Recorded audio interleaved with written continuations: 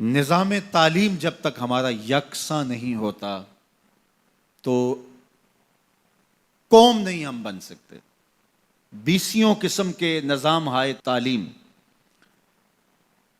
ایک فکر کی قوم کبھی بھی پیدا نہیں کر سکتی۔ پوری دنیا کے اوپر جہاں بھی قومیں بنی ہیں تعلیمی نظم کا نتیجہ ہے، تربیتی نظم کا نتیجہ ہے۔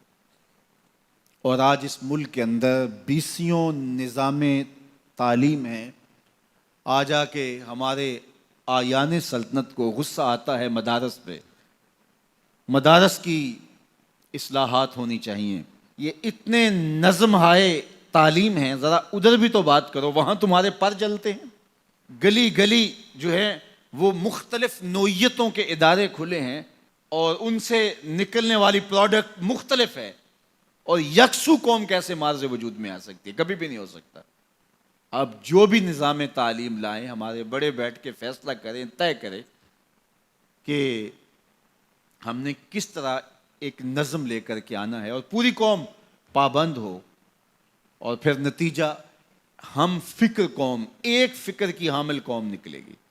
یہ قوم کے اندر جو درجہ بندیاں ہیں یہ ختم ہو جائے گا، اور ہم سب سے پہلے قوم تو بنے۔ ہم ابھی تک قوم ہی نہیں بن سکے، ایک ہجوم ہے اور متشتت افکار اور نظریات کا مجموعہ، بلکہ مجموعہ ازداد ہیں ہم۔ تو جب ہم ایک قوم ہی نہیں بن سکتے، قومیں فکر واحد کے نتیجے میں قومیں ہوتی ہیں، اور فکر واحد نظام تعلیم پیدا کرتا ہے، اور نظام تعلیم کی یکسانیت یہ نتیجہ دیتی ہے۔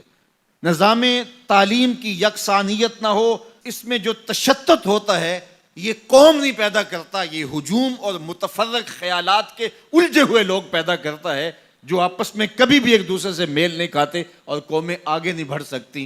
اگر ہم یہ چاہیں کہ پاکستان کو مستحکم کرنا ہے، ہمارے سارے دانشور اس بات کو اچھی طرح جانتے ہیں، آیان سلطنت کو بھی بتایا جاتا ہے، لیکن میں نے کہا ان کے پر جلتے ہیں، اور میں نے جن کو کہا ہے وہ سمجھ گئے ہوں گے کہ ان کے پر کیوں جلتے ہیں اور کون سی بجلیاں ان پہ ٹوٹتی ہیں کہ ان کے پر جلتے ہیں۔ وہاں وہ بات نہیں کر سکتے، اور آج آ کے کمزور مدارس کے اوپر زور ڈالتے ہیں اور کہتے ہیں جناب یہ مدارس ہیں، ان کی اصلاحات ہونی چاہیے۔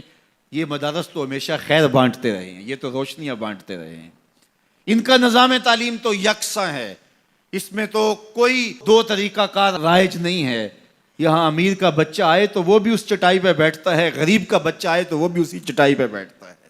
یہاں کوئی دوسرا نظام رائج نہیں ہے، بلکہ یہ صدیوں سے یہی نظام رائج ہے۔ ہارون الرشید نے لکھا امام مالک کو، جب موطا لکھی، حضرت میں بغداد سے مدینے چل کے آؤں تو میرا آنا تخت و تاج کی حرکت ہوگی، تو میرے پڑھانے کے لیے آپ یہاں تشریف لے آئیں، جتنے شاگرد ہوں گے وہ بھی ساتھ آ جائیں، شاہی مہمان کے طور پہ ان کو رکھیں گے۔ گفت مالک مصطفیٰ را چاکرم، نیز جو سودائے اندر سرم۔ اقبال لکھتے ہیں امام مالک نے خط کا جواب لکھا کہ اے ہارون الرشید، میں تیرا نوکر نہیں، میں محمد عربی کا نوکر ہوں۔ تجھے پڑھنے کا شوق ہے تو اسی چٹائی پہ بیٹھنا پڑے گا جس چٹائی پہ دوسرے طالب علم بیٹھتے ہیں۔ تو جب تک ہم نظام تعلیم کو یکسو نہیں کریں گے، اتنی دیر تک کبھی بھی ایک فکر ہم خیال لوگ پیدا نہیں ہو سکتے، نہیں ہو سکتے، نہیں ہو سکتے۔ 70-72 سال ہمارے گزر گئے، اور اس طرح مزید ہم کیا تجربات سے گزریں گے، بلکہ ہم جانتے ہیں، اور یہ ہم جانتے بوجھتے کر رہے ہیں۔ اب ہمیں کوئی فیصلے لینے پڑیں گے تاکہ ہم آگے بڑھ سکیں۔ دنیا کہاں سے کہاں چلی گئی اور ہم کہاں کھڑے ہیں۔ میری اور آپ کی آرزو ہے، پوری قوم کی آرزو ہے کہ پاکستان کو ہم مستحکم دیکھنا چاہتے ہیں۔ ایک مستحکم پاکستان ہمارا خواب ہے، اور یہ تقریروں سے نہیں ہوگا، ہمیں عملی اقدام کرنے ہوں گے۔ اپنا نظریہ راسخ کرنا ہوگا، معیشت کی بہتری کے لیے ہمیں دیانت اور سچائی کے ساتھ آگے بڑھنا ہوگا، نظام عدل کو ہر صورت میں بہتر کرنا ہوگا۔ اور اگر ہم یہ نہیں کرتے یا نہیں کر سکتے، یا ہمیں نہیں کرنے دیا جا رہا، یا کوئی اور اس کی رکاوٹ ہے، تو پھر یوں دھکے کھاتے رہیے اور یوں اذیتیں سہتے رہیے۔ اللہ اس وطن کو ہر طرح کا استحکام عطا فرمائے، اور ہم سب کو اپنی پناہ عطا فرمائے۔